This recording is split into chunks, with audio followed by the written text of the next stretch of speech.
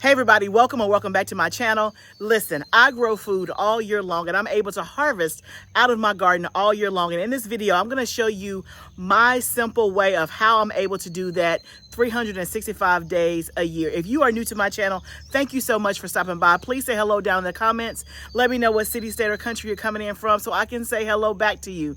And if you've been here before, thank you so much for returning. Y'all, today I'm talking about succession planting.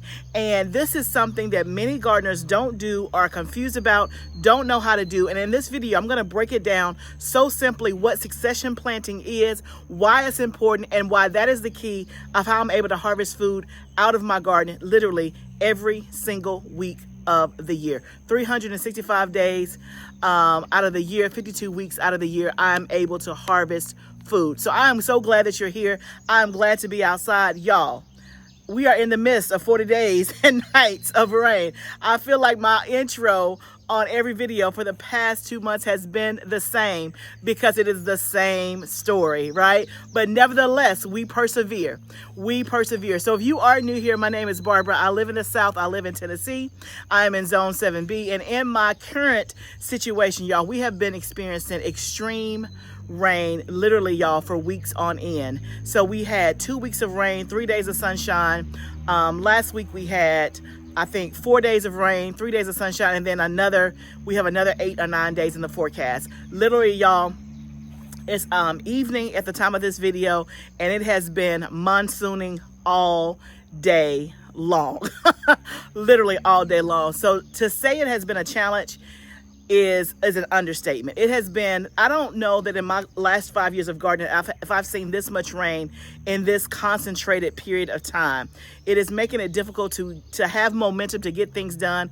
It's also making it difficult to fertilize the things that are outside because obviously you don't really want to fertilize when it's going to be rain because it's just going to wash it away unless you're doing like I do a lot of fertilization that is foliar, through my backpack sprayer. But even if you're putting something granular in the ground, it just washes away. And so we haven't had enough dry days to be able to fertilize consistently. And so some of the plants are definitely showing the signs of that. But in this video, we're going to talk about succession planting. And so in one of my last videos last week, I talked about there were 12 things that you can still plant in the month of July. I'm going to pop that video up here if you have not seen it. That video has taken off, and there's so many people that were so appreciative that yes, I can still plant in the month of June. And you know what?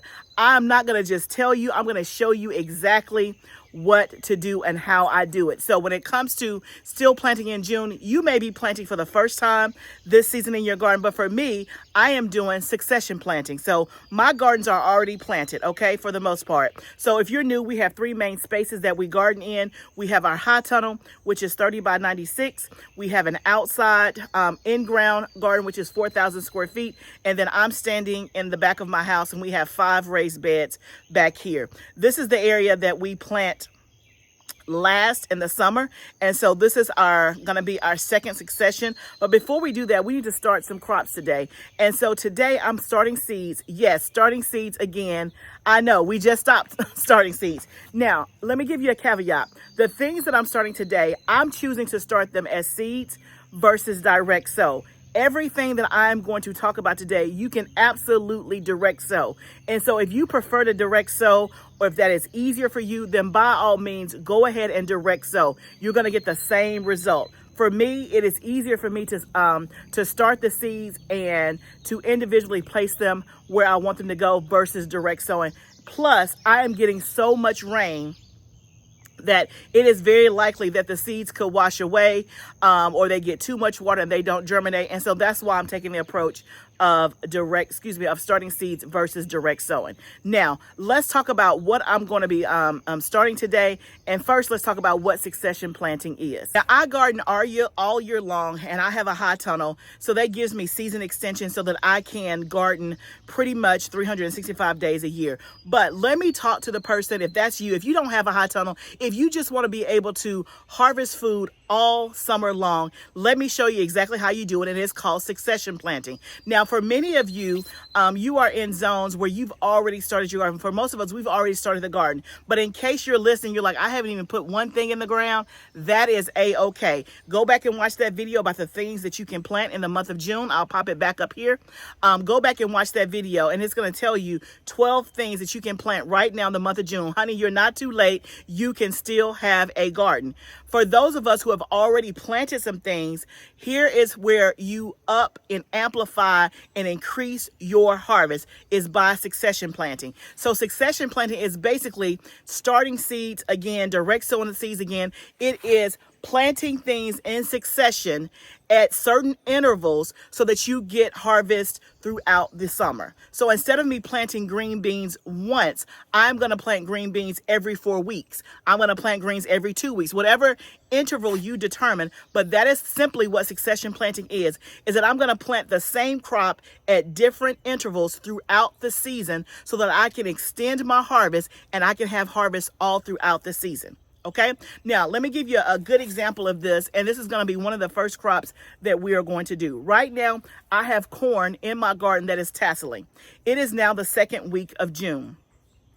That corn is going to be ready to harvest literally in the next 30 days. So by July, I will be able to harvest my corn. Now with corn, it does not put on another, once it's puts on all of its ears, it is done. And so for me, I'm going to have to pull that corn stalk up out of the ground. By that time, it is literally the 1st or 2nd week of July. If I do nothing, I have no more corn for the rest of the season. But for me, I have a very long growing season. I can do another round, another succession of corn. So that way I can harvest corn not once, but twice. So that is a prime example of why you would want to do succession planting, right? And so today, 4 weeks ahead of when I know that I'm going to harvest my corn, I'm going to go ahead and start some more corn right now. Now, this is one that I cannot direct sow because the place where the corn is going to go is where the corn is right now. So for me, even if I wanted to direct sow, I'm going to have to start these seeds so that I have transplants ready to go out when that corn is ready to be harvested. Okay, so one of the first things we're going to do is get our trays ready. But let me talk about why you want to do this. Not just if you're not growing corn, you still want to do this. Take, for example, things that are quick crops, okay? And so one of the first things I want you to do is I want you to know your estimated first frost date. Okay, if you are a new gardener, let me just break down for you how you can find that very easily. You can just ask Google. Google, what is my estimated first frost date for zip code 12345? And it's going to give you a date. In zone 7, my first frost date is estimated to be around October the 19th. So for me, I have until now, until October the 19th for my summer growing season. And so whatever those number of days are, right? I can plant anything that has a maturity time shorter than those days. So let's say I have 100 days left in my growing season.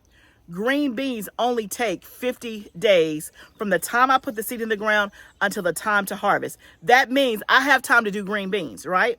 And so for me, I can go out and direct sow green beans right now, or I can put some green beans and start the seeds. For me, I'm starting seeds because, again, it's easier for me, and that's just the method that I prefer. But you certainly can go out and just direct sow green bean seeds wherever you have them, okay? So that is what succession planting is, and that is the reason why you want to do it. If you want to extend your harvest, if you want to increase the amount, instead of you having one flush of green beans, you can have several flushes of green beans. Another benefit of succession planting is that you can stagger your harvest. In the summer, when all of your harvest comes in at one time, it can be overwhelming, especially if you are working outside of the home or working remotely within the home and you don't have a lot of time. Then maybe you just have a couple of nights during the week, or you only have weekends. If you have bushels of tomatoes and squash and cucumbers and okra and green beans all coming at the same time, that can be a bit overwhelming. So for people that need to stagger their harvest, succession planting is a great way to do that. So instead of you planting your whole garden at one time, you may say, I'm going to plant my green beans, and then 2 weeks later, I'm going to plant my cucumbers. 2 weeks after that, I'm going to do my squash, whatever the case may be. So that way, things are coming to maturity at different times, okay? So let me talk about what I'm specifically going to be succession planting and why. So I have my list. So I'm doing 1, 2, 3, 4, 5, 6, 7. I'm doing 7 things today that I am starting over. And I want to talk about why I'm starting them over and why I'm not starting certain things over, okay? So the things that I'm starting today are corn, green beans, cucumbers, cantaloupe, zinnias, squash, and sunflowers. Those are the things that I'm going to be starting today, the second week of June. All 7 of those things are already out in my garden right now as we speak. I'm doing corn because the corn is going to be ready and I'll have time to do another one. In terms of green beans, I'm doing green beans because I want to grow a whole year's worth of green beans and be able to preserve those so that we have green beans all throughout the year. And so I need more green beans, right? I only have, I think, 5 green bean plants right now growing. And so I need tons more of that. Cucumbers. Cucumbers have a window of time that they grow really well. They grow well for about 60 days. Then you'll see that your leaves are going to start to turn yellow and brown, and then you're going to see maybe some powdery mildew or just your cucumbers start to die off. And so I already know that, so it makes sense for me to go ahead and grow more cucumbers. But this particular type that I'm growing this time and why I'm doing it, I'm actually going to be doing some cucumbers in my green stalk. The one that I'm going to be doing, I'm going to show you, is one that's perfect for containers. Okay, cantaloupe. Cantaloupe, again, usually takes about 80 to 90 days. So I am right in time this month to do more again. But the variety I'm doing is a smaller personal size. And so there's something new that I want to try. Zinnias. Again, I have some other spaces that I need flowers in. Back here in the back of my house, I have some new garden beds that I'm going to be filling up. You guys will see that in some upcoming videos. And so I need flowers for those. So that's the reason why I'm starting those again. Now, I have tons of zinnias in my garden, and they pretty much last all throughout the summer. All throughout the summer. So if I didn't have extra spaces that I needed, I don't know that I would necessarily have to do zinnias again, but because I have extra spaces that I need to fill up, I'm going to be doing zinnias again. And then squash. Let's talk a little bit about squash and zucchini. If you have struggled with, not hornworms, with squash bugs, squash vine borer, especially if you're in the South, I'm going to tell you right now, I've been gardening for 5 years. I've never found a solution except to succession plant. That's the only solution that I have found, is to make sure that you have multiple successions. What does that mean? My squash is out there right now. It is kicking. It's doing great. We're harvesting squash by the loads. But just soon, real soon, in the next couple of weeks, more than likely, if history repeats itself, the squash bugs are going to show up. There's going to be damage to the plants, and that squash plant is going to be done. But if I rip away the squash now and I don't plant anymore, that means I don't have squash for the rest of the year, right? For the rest of the summer. But if I go ahead and start now and start some seeds or direct sow, that means I'll have another flush of squash in the next 50 to 60 days. Do you see how it's just on a cycle, right? It's on a cycle. You're planning for it. You're preparing for it, okay? And so with squash, I know the bugs are going to come. Come on. I'm going to get my first flush. You come on. I'm going to rip the plant out. So you're going to have to go somewhere. Then I'm going to put new plants in. Okay. So that's why we're doing squash. And then sunflowers. Sunflowers, some of the sunflowers I do are pro cut, meaning it's a one single stem. It's not branching. And so when it comes to sunflowers, they can either come what they call pro cut, one single stem, or multi-branching, which means it puts on multiple branches on one stem. A lot of the ones that I do are pro cut, one sunflower, one stem. So once I cut it, it's done. So that's the reason why I'm planting more, because my sunflowers are already ready to be harvested. And then I also have some new spaces. So that's the reason why I am succession planting today. Another video that I want to reference, especially if you are new, is a video that I did at the beginning, I think it was the first day of June, called Your June Garden To-Do List, talking about the things that you should be focused on in the month of June. And so every month I give you a list of, here's the things for this month. And on that list was succession planting. So what I'm trying is, I want to connect the dots for you guys, is that I start the month off with my to-do list. And then what you see me do all month long is my to-do list. There may be other stuff on there, but you're going to see in my videos, I'm working my to-do list, right? I'm taking you along on the journey and showing you not just, hey, here, do it. I'm showing you exactly what I do and how to do it, okay? So at this point in the video, if there are questions, I want you to put them down below. If there's anything that does not make sense, put it down below. I've talked to you about what succession planting is. I've talked about why you do it. I've talked about the benefits of it. Now, let's talk about what I'm not starting today. You may notice that there's some things that I did not mention, like I'm not restarting tomatoes. I'm not restarting peppers. Those things take quite a bit of time. So for tomatoes, it can take 90 to 100 days for most, especially indeterminate tomatoes. So that's why you always, when you're starting seeds, you start those way early so that you have a lead time, and all my tomatoes are in the ground. And so whatever tomatoes I don't have, I will just buy as transplants, right? So that'll give me ahead of the game at least, you know, I would say 6 to 8 weeks. So I'm not going to start tomato seeds now. I'm not going to start pepper seeds now. Now, you could do like a jalapeno, you could do a cayenne pepper, things that have like a shorter maturity, like maybe 60 days or so, you could do those kinds of peppers. But for me, I already have those things.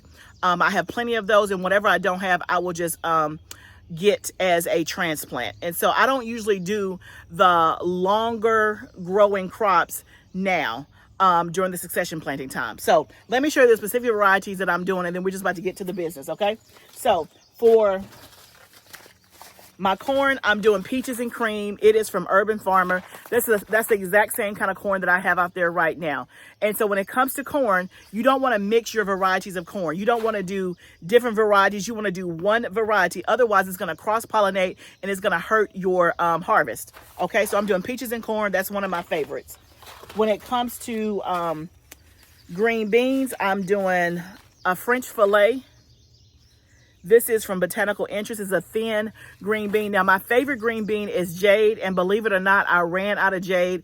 I have more coming this week, so I will definitely do more jade. But for today, we're going to do some French fillet, and then we'll do jade on the next succession. But jade green beans is my favorite.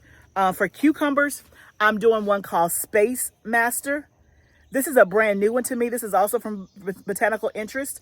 And this is great for containers, it says. And so I'm going to actually try some of these in my green stock. And then for zinnias, I'm doing two different kinds. I've done this one before. This is the Fireball blend. I've done this one before. It's pretty oranges and reds. So that's nice. And then I'm also going to do one called Thumbelina, which is brand new to me. These are shorter.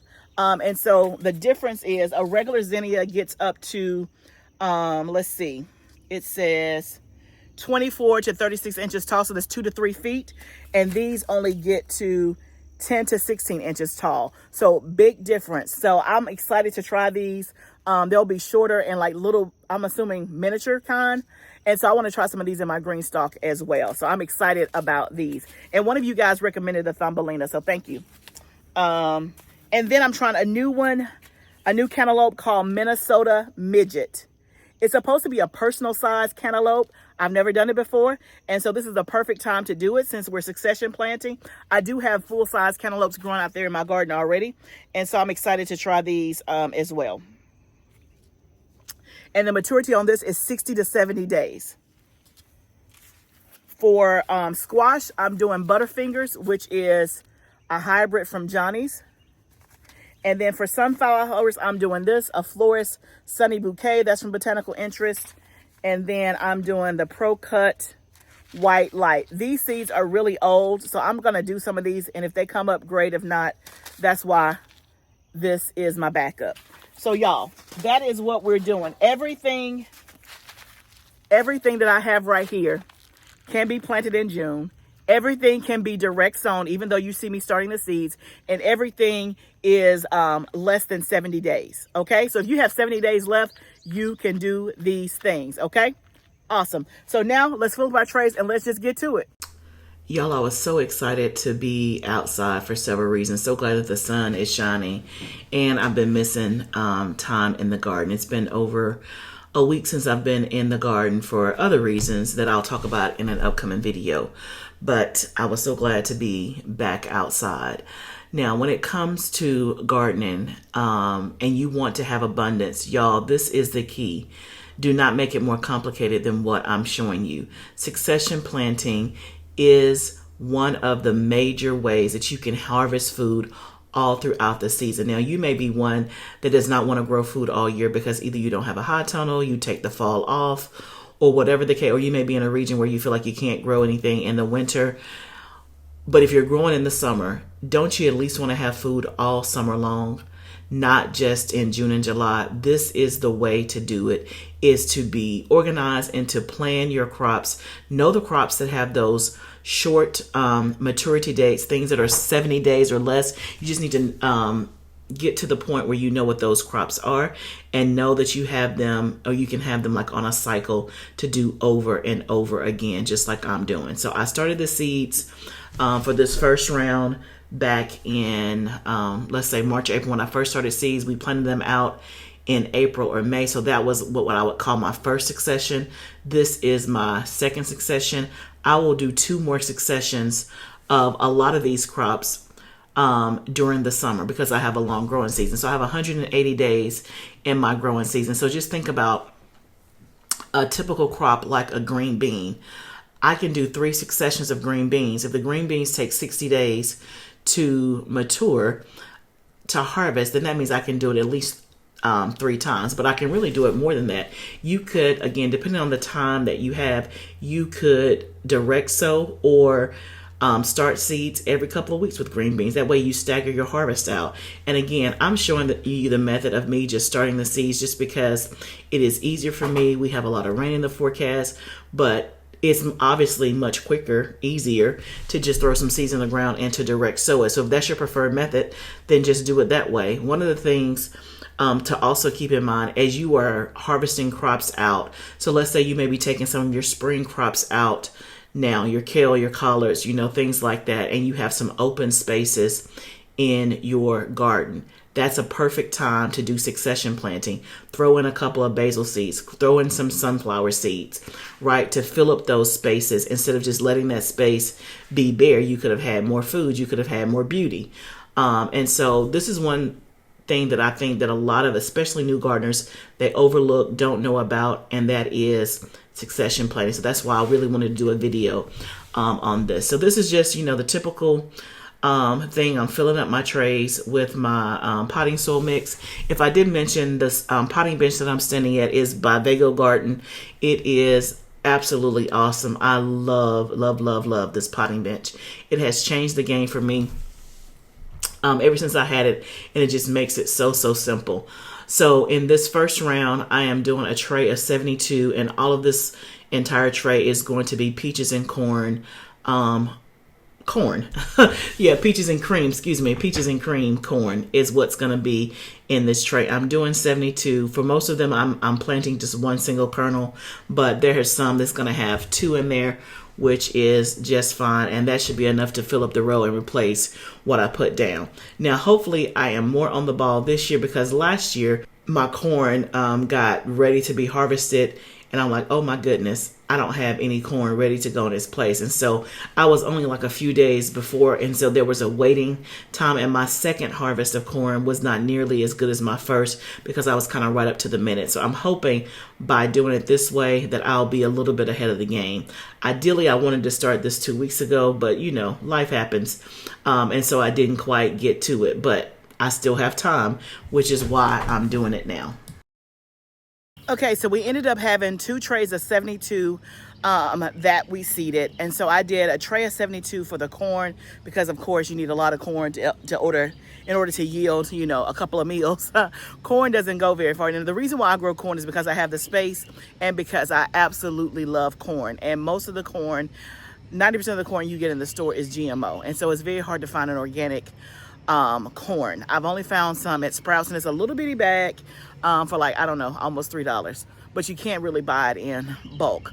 So that's why I grow my own corn. Now, if I did not have the space, I would not use my real estate to grow corn because you need a lot of corn just to even make a dinner. Like, even what I do is never enough to last me the whole year. It's usually for like a good 3 or 4 meals, and that's gonna be it. Now with me doing the second succession, you just double that. But it's never enough to last the whole year. But I'm okay with that because I love it so much. But all of that is done. And so I've kind of talked to you about what succession planting is. You've seen me start my seeds because I choose to start seeds. You can also direct sow, or you can buy transplants. But now let me show you practically me actually doing it. And so I'm in the back of my house, and this is where my garden started. So I started with 4 raised beds. Then we had added a 5th one. But this area right here for the summer is always the last to plant, because out here is typically where I have my onions and my garlic. So you guys have seen on my previous videos, I did a garlic video that I'll pop up here, and then I also did an onion harvesting video that I'll pop up here. And so you saw me do that in those videos. So now these beds are empty, and now they have to be filled. And so we do have a plan. And so y'all, behind me, look at all of these plants that I have behind me. Now, let me show you this right here. Let me get my dogs some treats so they can sit down while we're out here gardening, and they won't be all up in my face. One for you and one for you. Okay. So, we got them situated. But let me show you this right here. Y'all, look at these. These plants look tired, y'all. They look tired. They look a mess. Look, one of them has a tomato on it. Can you see that right there? Okay. So y'all, these are tomatoes. These tomato plants are tomatoes that we started as seed back in February. They were going to go out in my garden when we did our first planting in May. I never had space. I ran out of space out there, and I decided that I was going to transplant them. I decided I was with my husband cutting the grass. I decided I was going to transplant them. So these tomatoes, again, I didn't have space for them. And remember, on previous videos, I had talked about, giving away tomato plants, composting, because I just didn't have space. Well, these are actually Roma tomatoes, and I knew that I could use them in the back of my house. So I up-potted them, I don't know, like a month or so ago. Like, look, y'all, these things are old, but you know what? I'm about to put them in the ground, and they will produce. I don't care how bad they look. Once they hit some good soil and get watered in, they're going to be just fine. Ask me how I know, because I've done it before. I have done it before. And so if you just happen to have some old plants by your house that you started and that's just still out there hanging on, then go ahead and put them in the ground. What's the worst that can happen? It doesn't grow. That is the worst that can possibly happen. So I have a mixture. I have like a whole tray of these. These are all Roma tomatoes that I started myself, that I saved. They look pitiful, but I don't care. I'm putting them in the ground. And then I have some jalapenos that were left over. You can see how yellow they look, how puny they look, but we're about to get them in the ground. I'm showing you this because in about 6 to 8 weeks, you're gonna see me harvesting from this plant in abundance, and you're gonna be like, oh my goodness, this is the same plant. So we put it on record. We put it on record. This is the before, and you're gonna see the after, okay? And then I also have some zinnias. I have a whole tray of zinnias. Whole tray of zinnias. I started from seed back in March. They yet hanging on. So I have a lot of plants. I shouldn't say a lot. Compared to the space that I have, I don't have a lot. But I have quite a few plants that I started from seed, and they've just been hanging on. But then I also bought some plants today. So let me take you over here to this flat.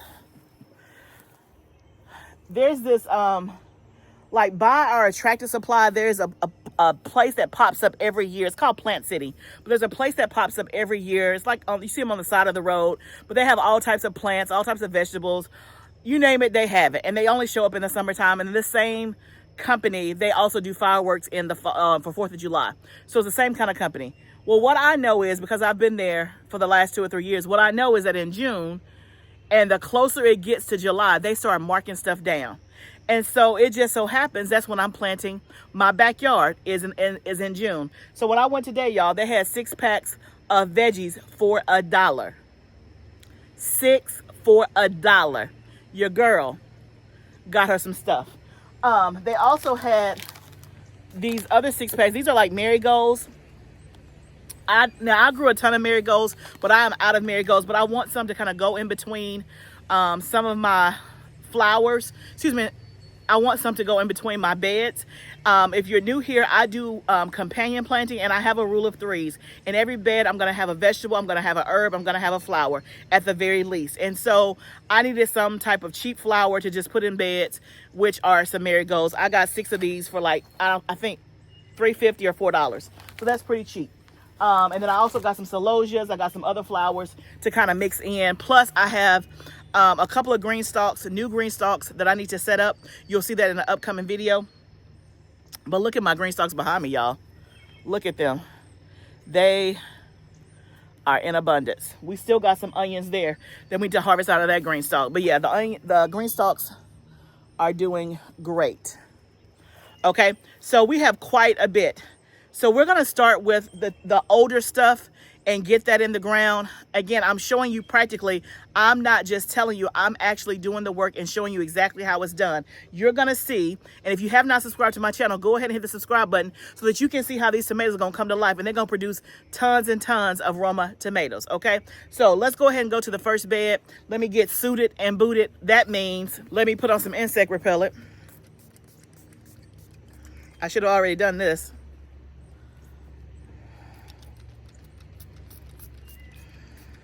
We sell this in our shop. It's absolutely amazing. It only has, I think, 4 ingredients. It smells great and it's effective. The mosquitoes, the ticks, all this stuff, it ain't coming near you. It ain't coming near you. One of the best compliments I got was one of my friends bought this for me. Her daughter was going on a mission trip, I think to the Dominican Republic. And she bought this for her daughter. She was over there with a whole bunch of other nursing students, and everybody asked to use hers because theirs was not working. By day 2 or 3, they're like, can we use yours? Because ours is not working. But hers, she said, was so effective and it smelled great. So if you do not have insect repellent, this is what it looks like. It's $12.99 or 2 for $20. You can go to our shop, livingfoodsfarm.com, under skin and body, and you can pick up some, okay? And if it says it's out of stock, then just wait probably less than 24 hours. It'll be back in stock. We're about to actually make a batch of 100 on this week, in the next couple of days. So if it says out of stock, trust me, that means I just haven't seen it. I'll re-up the stock in just a moment, okay? So we got suited. Now we got to get booted, which means we got to put on our gloves. Now, y'all know, if you've been here for a minute, you know your girl don't be wearing gloves until I got bit, stung, or something early in the year. And so if you notice, I have done a much better job of wearing gloves. Now, these gloves right here are called Arm Saver gloves. I love these since we'll be digging in the dirt. Now, when I'm doing stuff like seeding, I usually wear my other gloves that are shorter and that are like nitrile. But when I'm like planting in the dirt, I usually use these. We actually sell these on our shop. This is a new print that I haven't showed you. This print we only have in the large, and this is what this is a large. But these gloves are wonderful. It has a suede interior. You can see the buckle. It's stylish. It's cute. Boom. But I didn't have on a blue shirt so I could match. But who knew? Okay, y'all, let's get to it. So let's go over to the first bed and let's get the tomatoes planted, and then we'll mix in some other stuff with it. If you're just starting your garden and putting some crops in the ground, or if you're succession planting like me, or have some spaces that just became available because you've harvested your onions and garlic like me, let me tell you, this is a great time of the year to buy transplants, because most nurseries are going to have sales, or like the place I talked about, the Plant City, you can, in the month of June, you can get plant starts for cheap. I have done it every single year. And at Plant City, like I said, she gave me a 6-pack for $1. Like, what's the sense on that, y'all? It's like, what? I don't even know. What is that, like 10, 15 cents maybe a plant? You cannot beat that. Y'all, if it produced 1 tomato, I'm still to the good. I am still to the good. Think about if you buy a plant for 15 cents and you harvest pounds and pounds of food from that plant. And so I'll just say, if you are just starting in June, I want you to be encouraged. I want you to feel hopeful. I want you to be inspired. I've given you the list of things that you can start, and then I'm also giving you tips about go to your local nursery. Now, Home Depot and all those places, they're not going to have their stuff on sale.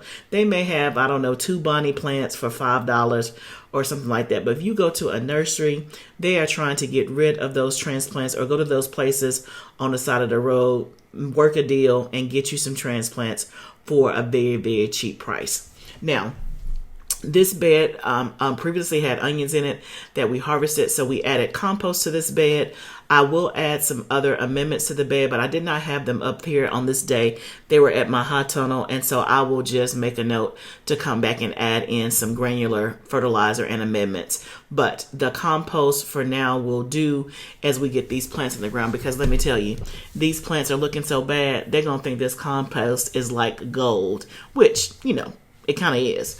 But they'll do just fine. And so that's another thing. When you're buying these discounted plants, they may look bad and all that. As long as they don't have like a disease or something on them, then I want you to feel comfortable, especially if you're getting it for 15 cents. What do you have to lose? Just put it in the ground and see what happens. I bought some jalapeno plants last year. They looked worse than the ones that I just showed you. I mean, they looked bad. And I bought it kind of just, oh, they were cheap, and I did it as an experiment. Those jalapenos bounced back and produced tons and tons and tons and tons of jalapeno peppers. So if you are new, don't be afraid of plants that don't look pristine, especially at this time of the year. Give it some good soil. Now, you guys know I am a soil snob, and so there's only 3 kinds of soil that I use: Coast of Maine, Backtoe, and Happy Frog. That's all you're ever going to see me use in my garden, unless they come out with something new that I haven't tried that's like a premium brand. Now, y'all know how I feel about Miracle-Gro, so I won't even go into that. Now, have I used Miracle-Gro before? Yes. Definitely never for food, but I will use it for like the, I have like just some whiskey barrels in the front of my house that I put flowers in just for like decor and stuff. I'll use Miracle-Gro in that all day long, because that's just for looks. Nobody's eating out of that whiskey barrel, and again, just trying to find the cheapest option. I'm not using my Coast of Maine high price premium soil for those flowers that's at the front of my house, because it's not necessary. But anyway, back to the point. I'm laying out the compost, or smoothing it out. I'm getting the drip lines out of the way, and we're going to start putting these tomatoes in the ground. Now with tomatoes, if you don't know, you want to plant them as deep as you can. They grow roots. They grow roots along the thing. Y'all, these things are definitely need to be in the ground. But we are going to get them in the ground.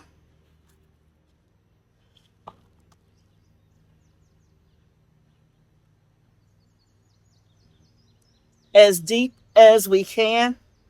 I'm loosening the root ball, and I'm just covering it up.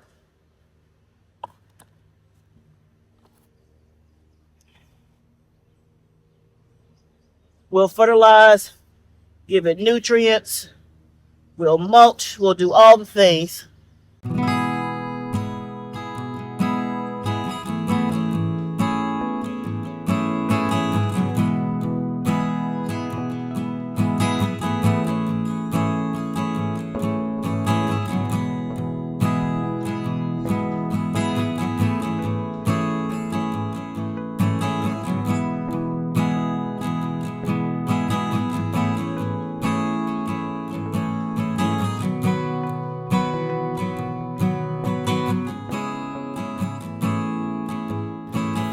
Okay guys, I got it planted.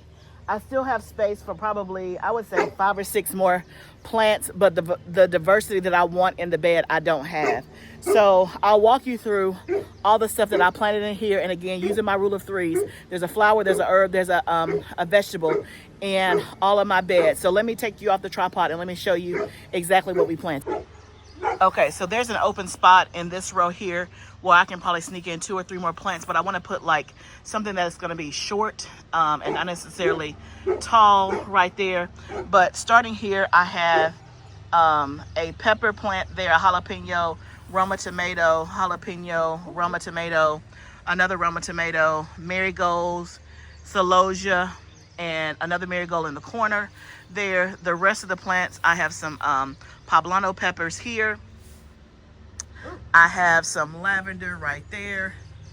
And the rest are tomatoes. So I have my herbs, which is lavender. And I also have basil in here. Then I have my tomato, which is, and peppers, which are the vegetables. And then I have flowers. I have zinnias, I have celosia, and I have marigold, all in this one bed, creating an ecosystem. Like I said, this bed still can use more stuff in it, but what I want to put in it, I don't have. I'll probably do some more basil.